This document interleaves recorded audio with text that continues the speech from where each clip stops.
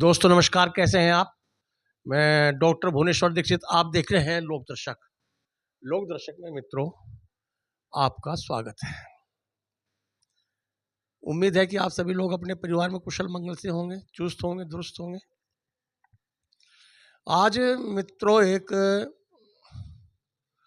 बहुत बड़ा त्योहार है, राष्ट्रीय पर्व है 26 जनवरी। आप सभी दर्शकों को और पूरे देशवासियों को लोकदर्शक की ओर से 76वें गणतंत्र दिवस की बहुत बहुत शुभकामनाएं। जैसा कि मित्रों आप सभी को पता है कि लगभग 200 साल की दास्ता के बाद 15 अगस्त 1947 को हमारा देश आज़ाद हुआ था।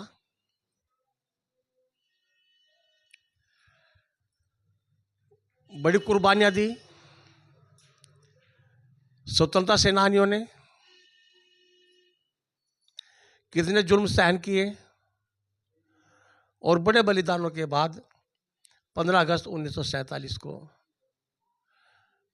हमारे देश को अंग्रेजों की दास्ता से मुक्ति मिली। उसके बाद सबसे बड़ा सवाल यह था कि देश को चलाने के लिए क्या व्यवस्था होनी चाहिए। तो उस व्यवस्था को बनाने के लिए संविधान सभा का गठन किया गया, जिसके अध्यक्ष डॉक्टर राजेंद्र प्रसाद थे। उस संविधान सभा में बहुत बुद्धिजीवी व्यक्ति थे, स्वतंत्र सेनानी थे, प्रोफेसर थे, डॉक्टर थे, समाज सेवी थे। सभी धर्मों के, जातियों के लोग उसमें संविधान सभा में सम्मिलित थे।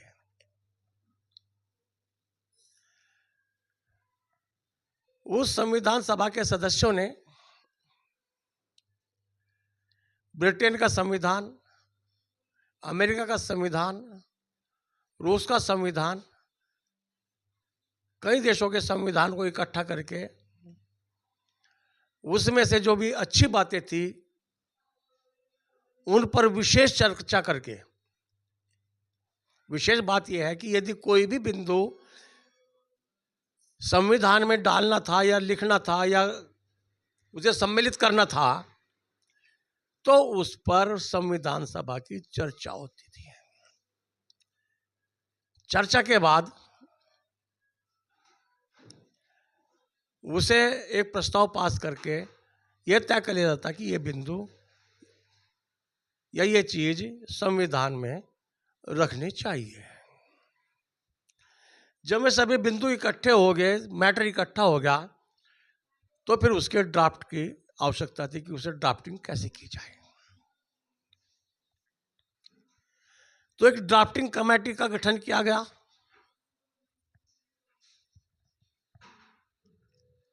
डॉक्टर भीमराव अंबेडकर, जो उस टाइम के बहुत पढ़े लिखे और होशियार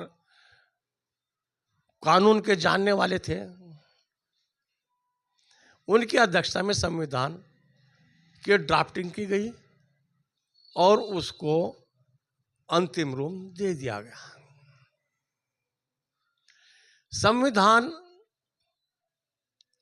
एक नियम होते हैं, कायदे कानून होते हैं कि उन कायदे कानून के ऊपर देश कैसे चले। बहुत व्यवस्थाएं संविधान में की, विशेष रूप से मौलिक अधिकार, मौलिक कर्तव्य।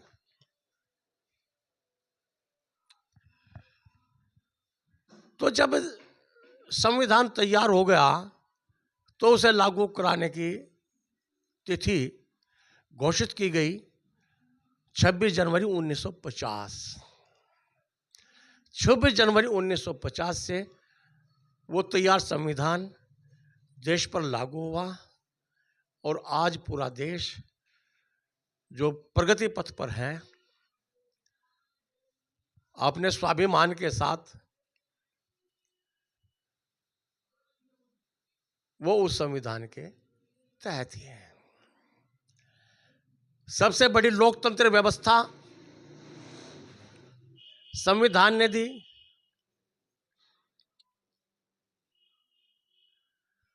तो इस प्रकार 26 जनवरी 1950 से हमारे देश में एक कानून लागू हुआ, संविधान लागू हुआ, जिसमें कार्यपालिका, न्यायपालिका, विधायिका, ये सब उसमें लिखा हुआ है। एक, जैसे कि आप सभी को पता है कि इससे पहले जब देश गुलाम था, 536 रियासत थी। वे सभी रियासत के अपने अलग अलग उनके राजा थे, नवाब थे या जो भी थे, उनका रूलिंग अपना अलग था, अपने नियम थे, कायदे कानून थे, अलग मुद्रा थी। 15 अगस्त 1947 को सरदार वल्लभ भाई पटेल के नेतृत्व में उन सभी रियासतों का विलय किया गया और भारत को एक गणराज्य बनाया गया। गण बोलते हैं समूह को, राज्यों का समूह। तो भारत गणराज्य है, बहुत बड़ा गणराज्य है। और 26 जनवरी 1950 से आज तक ये 76 साल हो चुके हैं और आज के बाद हम 77वें वर्ष के प्रवेश में करने जा रहे हैं। उम्मीद है कि ये सभी बातें आप अपने बच्चों को बताएंगे, ऐतिहासिक बातें बताएंगे,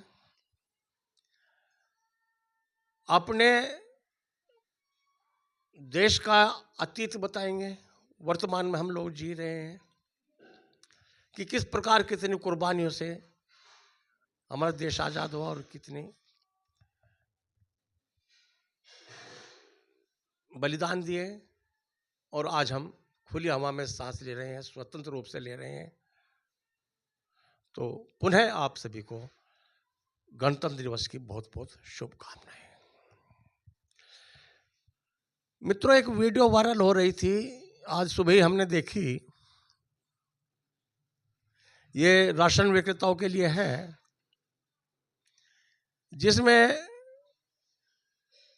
एक ट्रॉली का सहायक ट्रॉली से पत्थर उतार कर फेंक रहा। नहीं, पहले पत्थर फिर गाड़ी। नहीं, एक वीडियो बनाया है। वीडियो तुमने हमारे पर भेजा तो नहीं क्या? वीडियो ना तुम खाली वही की जहाँ भी सिंगल डोर स्टेप डिलीवरी है, यह व्यवस्था सभी जगह इस किस्म की। तुम खाली ट्रक की फोटो हमारे पर भेजो, ग्रुप पर। कई वीडियो हमने सिंगल डोर स्टेप डिलीवरी पर बनाई और सभी विक्रेताओं को हमने आगाह किया कि सभी लोग अपने देखभाल करके अपना खाद्यान्न अपनी दुकान पर उतरवाएं। चलो ठीक है। ये पत्थर फेंके जा रहे हैं, लोकेशन पूरी दे दो। सप्लाई इंस्पेक्टर मोहाली 2 कुंटल का सर, देखिए ट्रक के ऊपर से दमादम पत्थर फेंके जा रहे हैं। जब देखा गया और 2 कुंटल का मतलब कितना है कि लगभग 2500 रुपये कुंटल एक गेहूं का भाव है। 5000 रुपये का सीधा नुकसान उस विक्रेता को हुआ होगा जिसके ट्रॉली में वह पत्थर डाले गए थे।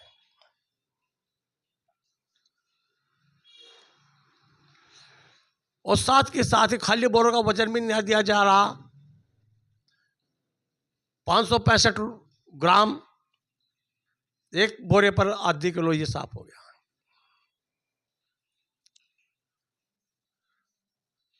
तो इस प्रकार देखने में यह है कि जितने भी ठेकेदार हैं और उनके कर्मचारी हैं, सही खाद्यान्न राशन दुकानों पर नहीं पहुंचा रहे हैं। और बड़े अफसोस की तो बात है कि राशन विक्रेता भी इस ओर अंधे बने हुए हैं। यह नहीं पता कि उनका क्या लालच है, क्या रिश्तेदारी है उन लोगों से।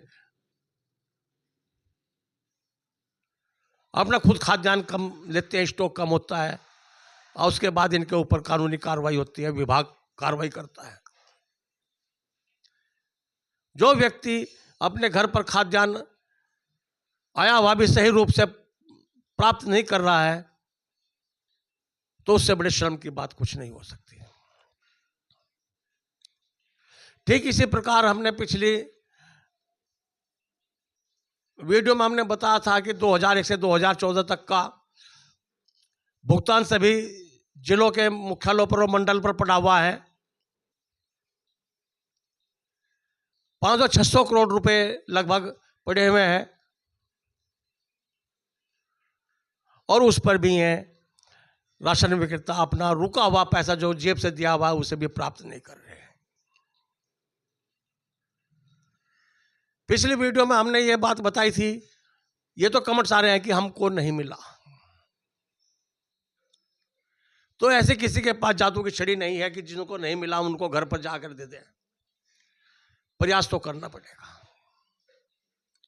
2 पैसा भी खर्च करने पड़ेगा। फोटो स्टेट भी होंगी, कंप्यूटर पर टाइप भी होगा, कंप्यूटर वाला भी लेगा, और जो सजरा बनाएगा, जो नक्शा बनाएगा, वो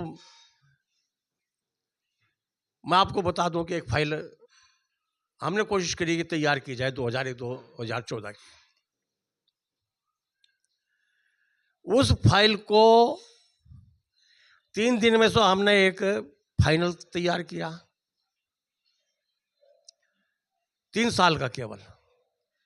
उसको लेकर के ऑफिस में गए, वहां पर ऑब्जेक्शन लगा। हमने कहा कि भाई ये कमी बताइए, इसमें क्या क्या कमी है। उन्होंने कमी निकाल ली, फिर वो कमी हमने ठीक की।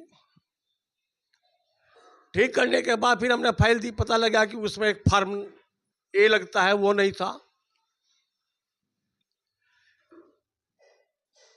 बीपीएल एपीएल का एक अलग नक्शा बनेगा, अंत्योदय का अलग से बनेगा। 10 रुपए कुंतल दिया जा रहा है।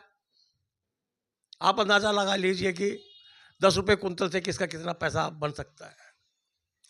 आप इतना मोटा पैसा भी प्राप्त नहीं कर रहे हैं, तो इससे बड़ी शर्म की बात तो मैं इससे ज्यादा और क्या कह सकता हूं। 2 चीज आपके घर पर आई हुई पड़ी है, सिंगल डोर स्टेप डिलीवरी, वो आपको दी जा रही है, उसे नहीं ले रहे हैं। और 2001-2014 तक का जो पैसा है वो आप प्राप्त नहीं कर रहे हैं। कमेंट्स आया कि अधिकारियों को पैसे नहीं दिए। भैया सबसे पहले तो अपनी फाइल तैयार करें। 1 साल में कम से कम 10 पेज की फाइल तैयार होगी, 1 साल में। 3 साल में 30, इसे लगा लीजिए अंदाजा कितना बैठेगा। शपथ पत्र है, 100 रुपए शपथ पत्र के लिए जाते हैं। पासबुक लगेगी, चेक लगेगी, रसीदी, टिकट लगेगा।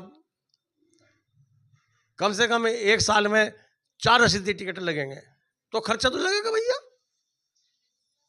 और जो खर्चा नहीं देना चाहता, अपना 1-2 लाख रुपए जो उनसे आपके पड़े हैं, अपना आराम से घर बैठ जाइए।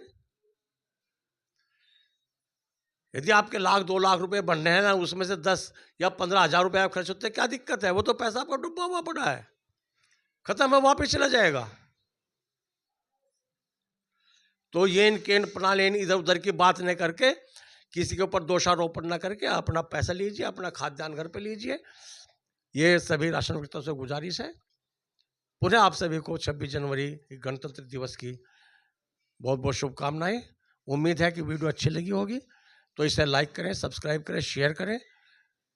देखने के लिए बहुत बहुत धन्यवाद। नमस्कार, जय हिंद, जय भारत।